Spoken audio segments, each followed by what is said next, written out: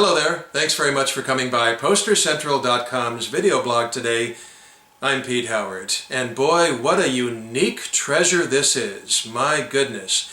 The original artwork, the original art board for FD-4, the final Family Dog dance concert at the hallowed Fillmore Auditorium. Just a very, very early San Fran dance concert, and a very popular poster among collectors. And then you've got this unique, one-of-a-kind piece of original art executed by the king of all San Francisco psychedelic poster artists, Wes Wilson.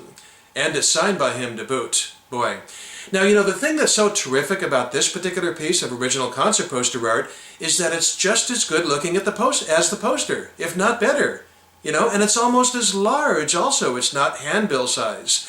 You know, so often original art for a poster is drawn very small, very reduced, and then blown up into the poster size with, of course, Fillmore's, Fillmore's. I was going to say Bill Graham's and Family Dogs. It was always 14 by 20 inches.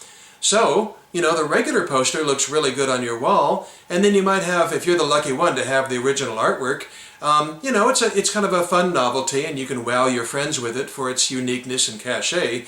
But I know a lot of instances where people would rather have the poster on their wall than the original, the one piece that exists of the original artwork. But this, on the other hand, I actually have trouble imagining anybody preferring the concert poster itself, especially since there's no color loss. Well, and voila, here's the original poster, the very first printing, to give you an idea of the colors we're talking about. This has been called black and gray, this has been called black and beige, but as you can see, it is limited to just the two colors. Whereas this piece of original art is 4-color. Huh? That's right, are you shaking your head yet? You've got the black, the white, the brown in the dancing couple and the Family Dog logo upper left, and the blue tint on the Charlatans logo.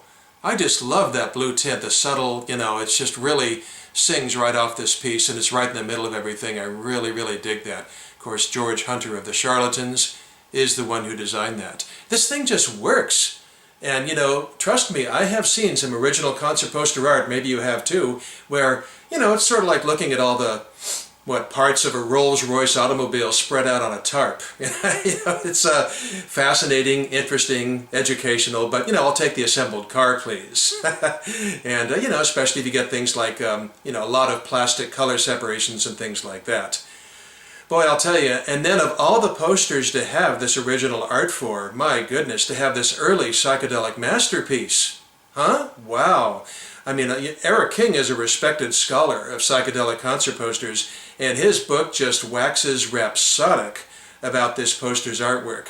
He reminds us how, you know, weird and different and even revolutionary an advertising poster like this was. I mean, you know, if one picture's worth 1,000 words, this image of that crazy dancing couple really told all the young and the hip of San Francisco that they had to be there. Now, the bands practically didn't matter, you know, nothing against the Love or the Sons of Adam and so forth, Arthur Lee and company, but, you know, you just had to be there. We see graphics like this all the time now, modern day, but back then, you know, back in 1966, concert advertising had been done with just block lettering and pictures of the musicians, you know, the old boxing style stuff, right? So this thing was positively jarring. To fully appreciate it, you really have to throw yourself back in time and remember how straight the establishment was. Everybody thinks swinging San Francisco 66, but anybody with any authority and financial clout at this time, you know, they wore a suit and tie and had a butch haircut. So this weirdness is exactly what Family Dog chief Chet Helms wanted to convey in his posters. So he picked out the picture and Wes did the rest. So I don't need to tell you how captivating and compelling Wes's, you know, his lettering is there. It's just absolutely such signature lettering and so wonderful. But what I do need to tell you real quickly, I try to never read anything in my blogs, but I just got to give you this real quickly.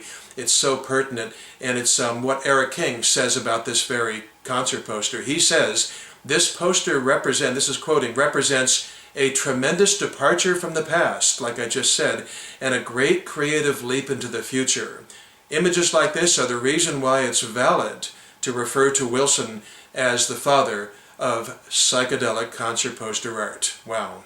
And What's nice is that, as I mentioned earlier, here on the mat, Wes wrote on the mat there a decades later, original art for the poster, and then in the lower right corner he signed it Wes Wilson. So boy, what a beautiful, beautiful piece and collector's item. Just spectacular stuff. So I like to show posters, but when something like this comes along, I know I've got one chance, and I jump on it, and I hope you enjoyed it. Thanks a lot for stopping by. We'll see you again for something soon, probably just a normal concert poster. Nothing's not a museum piece like this, but it's been great fun. Take care, and have a good day.